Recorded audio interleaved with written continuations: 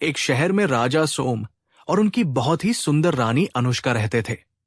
दोनों में बहुत गहरा प्यार था। एक दिन राजा और रानी अपने बगीचे में बैठे थे और मजाक कर रहे थे। तभी आम के पेड़ पर एक कबूतरों का जोड़ा आकर बैठ जाता है।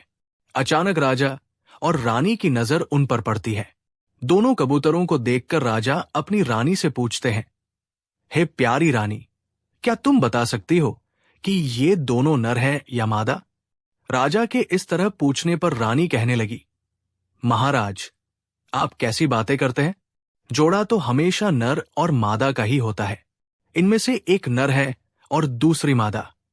राजा मुस्कुराते हुए कहते हैं, रानी, ये जरूरी नहीं है कि ये दोनों नर और मादा ही हों। दोनों नर भी हो सकते हैं और दोनों मादा भी। हो सकता है ये दोनों भाई भाई हों। रानी कहने लगी, नहीं महाराज, ये दोनों नर और मादा ही हैं। मुझे लगता है कि आपको पक्षियों की ठीक से पहचान नहीं है। राजा बोले, नहीं, ये दोनों नर ही हैं। इस तरह राजा और रानी के बीच उन पक्षियों को लेकर बहस होने लगी। राजा ने कहा कि दोनों नर हैं और रानी कह रही थी कि एक नर और एक मादा है। जब दोनों के बीच इसी बात पर बहस शुरू हो गई तो बहस बहस में दोनों के बीच शर्त लग जाती है। राजा ने कहा, ठीक है, अगर ये दोनों नर निकले तो मैं तुम्हें देश से निकाल दूंगा, और अगर ये नर और मादा हुए तो मैं खुद 14 साल के लिए देश से बाहर चला जाऊंगा। दोनों में शर्त लग जाती है।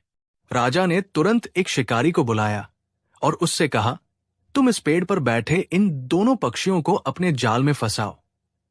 राजा पक्षियों के एक जानकार को भी बुलाते हैं और उससे कहते हैं, तुम्हें यह बताना है कि ये दोनों पक्षी नर हैं या मादा।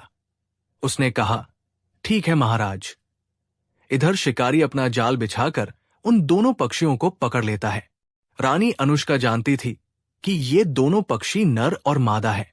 उसने चतुराई से उस पक्षी विशेषज्ञ को अपने पास बुलाया और उसके हाथ में 100 सोने के सिक्के रखते हुए कहा, मैं महाराज से बहुत प्यार करती हूं और महाराज के बिना यह राज नहीं चल सकता।